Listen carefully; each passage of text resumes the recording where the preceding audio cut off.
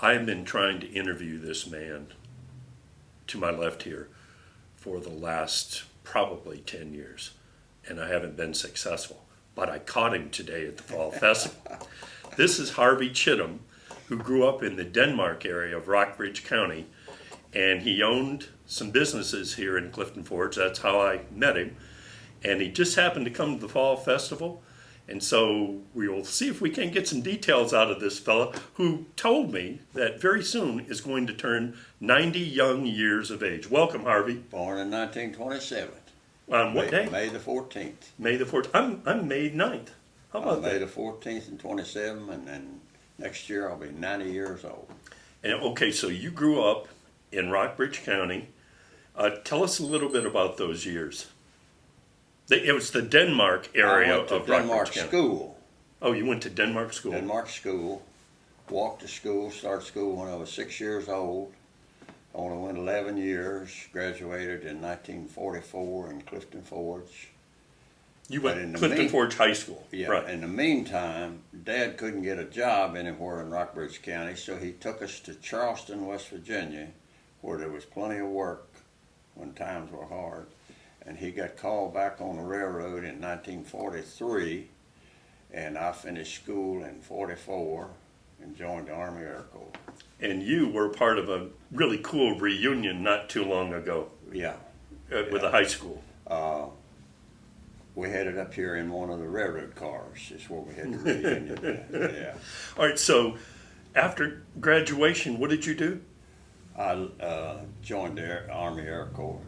Okay, but at one time, didn't you drive a bus for a period of time? That's after I came out of service. I drove a bus for 10 years, all during the 50s. Okay, so when you went into the Army Air Corps, which was the forerunner of the United States Air Force. Right, there wasn't any Air Force then. So what did you do in the Air Corps? Radio operator. And was this in England or where? No, Pacific. I flew all over the Pacific. All the way to Clarkfield, Manila, Hawaii, all over, Johnson Island, Kwajalein. And what did a radio operator do? Keeps you on course. You keep in touch with the radio personnel at the nearest air base and let them know where you're going, the altitude you was flying, and the direction and all of that. Okay.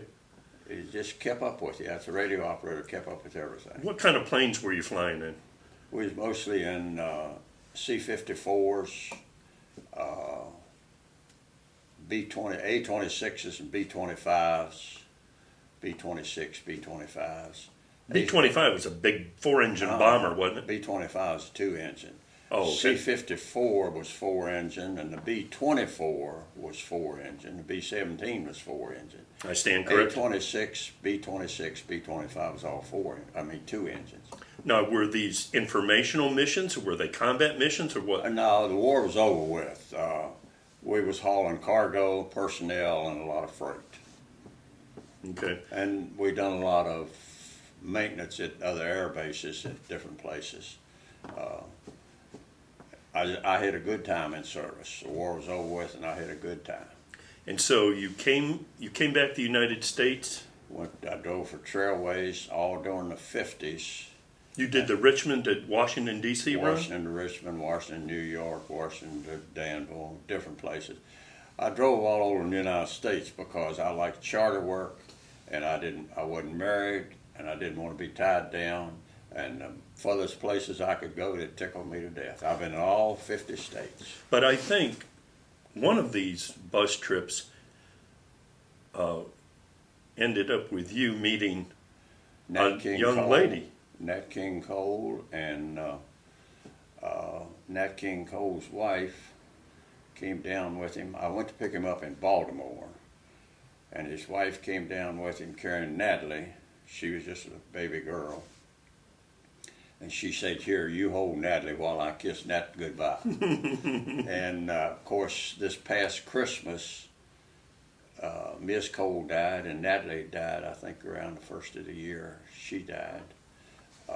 Nat King Cole died when he was younger. But you wouldn't meet a finer black person in the world than the Nat King Cole family. I've heard that. They're good, honest people. And top notch. And what happened after your years of bus driving? I went in the oil business here in Clifton Forge in '59, and Chittum Oil Company. well, it was Sinclair at that time, and then they sold to Atlantic Richfield. Atlantic Richfield sold to BP, and when I found up was BP. But I built the store up here, the Chittum Tire Service, in 1959 also. Was Chittum Tire Service or Chittum Goodyear, and I had that as long as I had the oil business. But I've had a good time in my life from end to end. I first ran into this fellow. He was an advertiser when I ran a daily newspaper here years ago. I sold it in 1989. And he had an assistant named Bunny Harrison. I played golf with him, and I got to meet Harvey that way. And I realized at that time that Mr. Chittum here owned a farm in Rockbridge County. And one day I remember saying, you know, I've never baled hay before, but so I called him. I knew he was about to bale some hay, and I thought I'd go out and work one day just to see how tough it was. But by the time I got there, they'd started like at 5 a.m. I think you were in your 70s then, and already, and I was late. I thought showing up at 7 or something, I was going to do my duty, and they'd already, and you're not still baling, are you? I baled hay this year, but this is my last year. I'm not going to bale anymore. I'm not going to farm anymore after this year. And you've been farming, though, for a long time. Off and on. I grew up on a farm anyway. But I've enjoyed every minute of it. It's hard work, and I'm just going to give it up. I'll be 90, May the 14th of next year. I'll be 90 years old, and I'm going to quit. Well, what a great life, and what an honor to talk with you. Will you tell us, just before we end, wasn't there a time you got on one of your big John Deere tractors? Didn't you tell me you were about to sit down, and what happened? Didn't a big old black snake or a copperhead come up? I had a black snake on a Ford tractor I had, and I mowed along the highway up to Amos Nix and back down. I always kept the highway mowed. And I came back home and went in the house to get a drink and come back out, and I started mowing one of the pasture fields, and here come a black snake up between my legs and was going out on the hood of the tractor. And I said, you just wait a minute, I'm going to kill you. And I got him down and beat him to death and put him at the base of a tree there. But I'd hauled that black snake all morning, and I guess it got a little warm down in there for him, and he come out. That tickled the hell out of me, to see that snake doing that. Oh, I'm glad, but I'm sure there's many other stories we could get out of you. But thanks very much for joining us today. I've enjoyed it. I wouldn't trade anything for my life. I've got 2 sisters. One's dead, and the other one's at the Legacy in Stanton, and she's 92 years old. And I go every week or every other week to see her. And the Shrine Club, I've been in that for 50 years, I reckon. And I come out here and help them with donuts and ham sandwiches and whatever. Always doing something. And I got to help them again tomorrow. But this is my last year. I'm not going to help anymore after this year. This is a workingest man I know. It's an honor to know you. Always stay busy. Thanks for coming in. Sure thing. I've enjoyed every minute of it. Yes, sir. There's another black man that I had the honor to meet at Fort Myer. I can't call his name right now. What's the other black fellow? Was a congressman or something?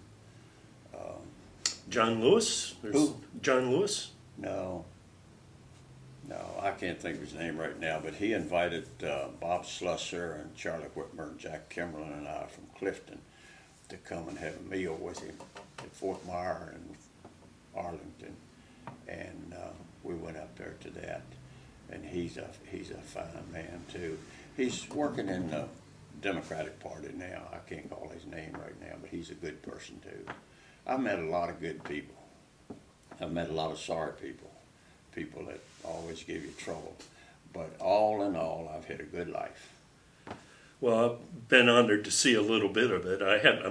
I'm glad that I probably didn't have to bale hay behind you. I mean, when you have 400-acre farm or 450 acres. How many bales of hay during one cutting did you get? It's hard to say. 300, I've 400? baled 1,500 bales, square bales in one cutting, 15 Wow. to 2,000. Round bales, I haven't baled near as many round bales. Of course, there's a lot more round bales, a lot more square bales in round bales, and And will your son Robert be Robert, baling hay? he helps a little bit, but he's railroading all the time. And now he's had his shoulder operated on, and he won't be able to go back to work till the 19th of December. Saw him yesterday. Yeah. Yeah, and I don't know what he's going to do. He come to me when he got out of high school. I offered to pay his way to college, and he said, I don't want to go to college. I said, well, what in the thunder you want? You won't work? I mean, you don't want to go to school? You won't want to go to college? He said, I want to go on a railroad. And I went down to see Bill Dowdy. He was the division of engineers on the railroad, and talked to Bill Dowdy. And Bill said, send him down in the morning. I put him to work, and he hadn't missed a day since. He's been there 37 years, I believe. But he can't quit or he can't retire until he's 60, and he's only 57. Boy, he's a master welder. I have one of the coolest 1/4-inch steel tables that is perfectly level that he welded for me in my carport. And every time I see that thing, every day I think what a fantastic job that Him was. and his wife and little dog is here somewhere at the festival now. His picture's on the Allegheny Journal's webpage right now. It is? Yeah, I happened to catch him yesterday. Yeah, When will we get this paper? many people find this a little difficult to understand. The Allegheny Journal Is on the internet, AlleghenyJournal.com, and Journal TV will be on the AlleghenyJournal.com YouTube and the Allegheny Journal's Facebook page.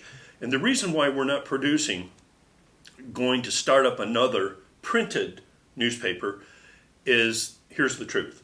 Most young people no longer are active newspaper readers. Mm-hmm. And the delivery costs and everything else has gotten so astronomical that it's just not in our economic interest to do it. But conducting interviews, letting them go out over the airwaves, via the internet, and through Facebook and on our webpage, is much more effective for both advertisers and for getting out the news. So that's the new way of doing things. Hey, I'm 65. I had to change. I admit that it was quite a change, understanding almost an entirely new language. Yeah. But you know what? We like it. We like it. It's all right, and there's nothing wrong with the internet. I'm just at the age that I've passed it. I've passed it. Hey, I'm glad I caught you.